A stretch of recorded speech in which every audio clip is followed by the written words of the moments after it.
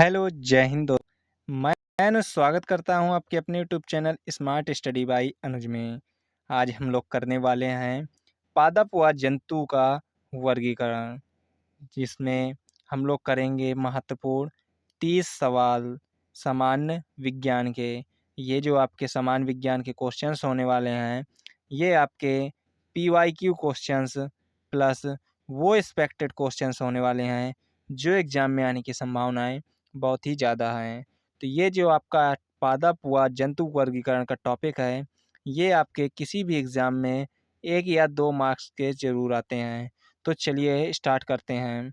आपका पहला प्रश्न है, जीवों के वर्गीकरण के अध्ययन को क्या कहा जाता है?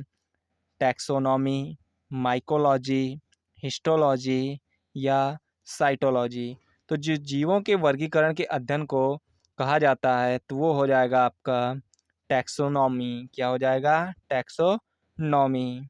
अगला प्रश्न है, प्रश्न नंबर 2, आधुनिक वर्गीकरण विज्ञान का जनक किसे माना जाता है? अरस्तु, कार्ल लिनियस, थियोफ्रेट्स या फिर लैमार्क। तो जो आधुनिक वर्गीकरण विज्ञान का जनक है, यह आपका कार्ल लिनियस को माना जाता है। अगला प्रश्न है, 5 जगत वर्गीकरण प्रणाली किसने प्रतिपादित की थी? RH Victor, John Ray, Charles Darwin, Gregor Mendel. जल्दी से आप लोग इसका उत्तर कमेंट में बताएंगे। जो 5 जगत का वर्गीकरण है, ये प्रणाली किसने प्रतिपादित की थी? तो यह RH विक्टर ने प्रतिपादित किया था। अगला प्रश्न है, जीवाणु को किस जगत का अंतर्गत वर्गीकृत किया जा गया है? तो जो जीवाणुओं को किस जगत के अंतर्गत वर्गीकृत किया गया है, ये आपको बताना है। ये हो जाएगा आपका मोनेरा जगत। कौन सी जगत? मोनेरा जगत। नेक्स्ट है, अमीबा और पैरामीशियम को किस जगत के अंतर्गत रखा गया है? तो जो अमीबा और पैरामीशियम है, ये रखा गया है प्रोटिस्टा। किस जगत में? तो यह प्रोटिस्टा जगत के अंतर्गत रखा गया है। अगला प्रश्न है, कवकों फंगी की कोशिका भित्ति सेल वॉल जो है, यह किसकी बनी होती है? तो जो कवकों की कोशिका भित्ति यानी सेल वॉल है, ये बनी होती है काइटिन की। किसकी? काइटिन की।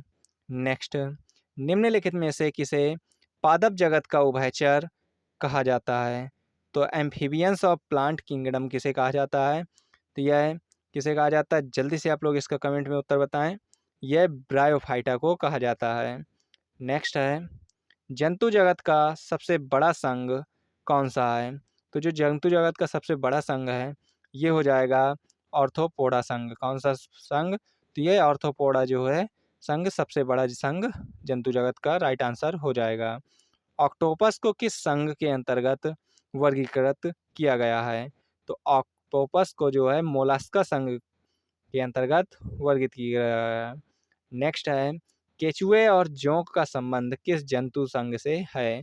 तो केचुए और जोंक का जो संबंध है, ये आपको बताना है किस संघ से है।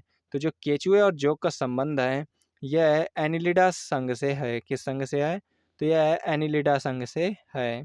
नेक्स्ट है, व्हेल मछली को जीव विज्ञान में किस वर्ग में रखा गया है? तो व्हेल को जो है, ये जीव विज्ञान में स्तनधारी वर्ग में रखा गया है।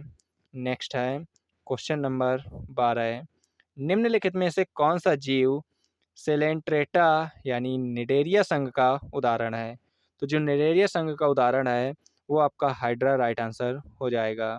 नेक्स्ट है, नग्न बीज नेक्ड सीड वाले पौधे को किस समूह में रखा जाता है?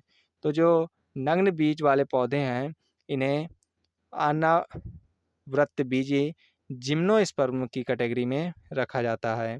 नेक्स्ट है, जीवों के वैज्ञानिक नामकरण की द्वीप नाम पद्धति किसने दी थी? लैंडमार्क, डार्विन, कार्ल लिनियस या रॉबर्ट हुक। जल्दी से आप लोग इसका उत्तर बताएंगे। तो जो जीवों के वैज्ञानिक नामकरण की द्विनाम पद्धति है, यह दी थी कार्ल लिनियस ने। किसने? कार्ल लिनियस ने। नेक्स्ट है, द्विनाम पद्धति के अनुसार वैज्ञानिक नाम का पहला शब्द क्या दर्शाता है? तो ये जो वैज्ञानिक नाम का पहला शब्द है ये वंश को यानी जीन्स को दर्शाता है। नेक्स्ट है चमगादड़, जिसे इंग्लिश में बैट कहते हैं, को पक्षी वर्ग में शामिल न करके स्तनधारी वर्ग में क्यों रखा जाता है?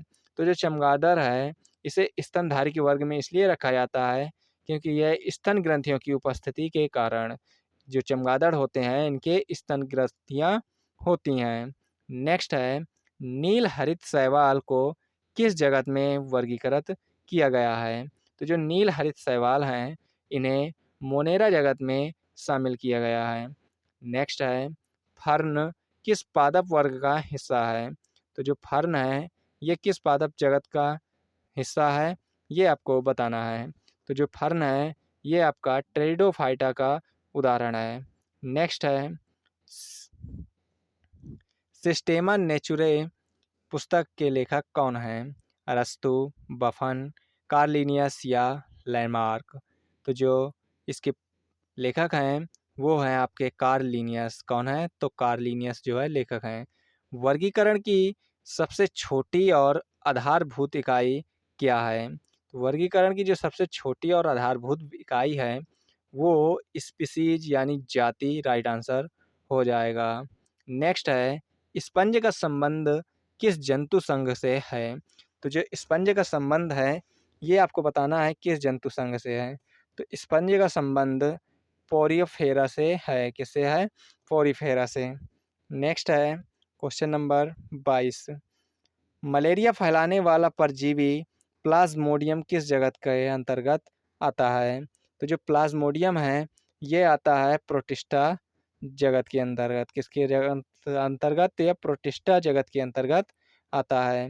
नेक्स्ट है निम्नलिखित में से कौन सा एक सरीसृप वर्ग का अपवाद है जिसके हृदय में 4 कक्ष होते हैं? तो जो सरीसृप वर्ग का अपवाद है जिसके हृदय में 4 कक्ष होते हैं तो वो है आपका ऑप्शन सी यानी मगरमच्छ। क्या है? मगरमच्छ। नेक्स्ट है क्वेश्चन नंबर 24। कीटों इंसेक्ट को किस संघ के अंतर्गत वर्गीकृत किया गया है? तो जो कीट हैं यह ऑर्थोपोडा संघ के में वर्गीकृत किया गया है। ऑर्थोपोडा जो है ये आपका जंतु जगत का सबसे बड़ा संघ है। क्या है? सबसे बड़ा संघ है। नेक्स्ट है क्वेश्चन नंबर 25। मेढक को किस वर्ग में रखा गया है? तो जो मेढक है वो किस वर्ग के अंतर्गत रखा गया है? तो मेढक को एम्फीबिया यानी उभयचर के अंतर्गत रखा गया है।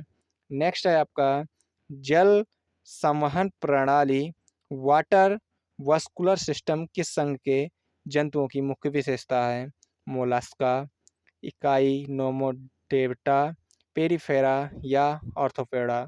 तो जो जल संवहन प्रणाली है ये किस जंतु की मुख्य विशेषता है? तो यह आपके इकाइनोडर्मेटा की विशेषता है। नेक्स्ट है शैवालों को पादप जगत के किस समूह में रखा गया है? तो जो शैवाल हैं ये पादप जगत के थैलोफाइटा में रखा गया है। नेक्स्ट है क्वेश्चन नंबर 28। द्विनाम पद्धति के मानव में का वैज्ञानिक नाम होमोस्पेनी सेपियंस है। इसमें सेपियंस क्या दर्शाता है? तो जो सेपियंस है ये आपकी जाति को दर्शाता है। क्या दर्शाता है? तो ये आपकी जाति को दर्शाता है। नेक्स्ट है आपका क्वेश्चन नंबर 29। ऐसे पौधे जिनमें स्पष्ट जड़, तना और पत्ती नहीं होती उन्हें क्या कहा जाता है? तो जिन पौधों में स्पष्ट जड़, तना और पत्ती नहीं होती उन्हें थैलोफाइटा कहा जाता है। क्या कहा जाता है? तो उन्हें थैलोफाइटा कहा जाता है। आज का अंतिम प्रश्न है जंतु जगत के वर्गीकरण में कशेरुकी जीवों की मुख्य विशेषता क्या है? जंतु जगत के वर्गीकरण में कशेरुकी जीवों की जो मुख्य विशेषता है वो रीढ़ की हड्डी की उपस्थिति होती है। क्या है? रीढ़ की हड्डी की उपस्थिति। अगर ये वीडियो हमारा अच्छा लगा हो आप लोगों को तो हमारे चैनल को सब्सक्राइब करें और ज़्यादा से ज़्यादा वीडियो को शेयर करें और एक लाइक ज़रूर करें और अपने दोस्तों को शेयर करें ताकि सारे लोग बढ़िया तरीके से अपने एग्ज़ाम की तैयारी कर सकें। आप लोग ये ज़रूर कमेंट में बताएं कि आपके 30 क्वेश्चनों में से कितने क्वेश्चंस सही हुए हैं। जय हिंद, जय भारत।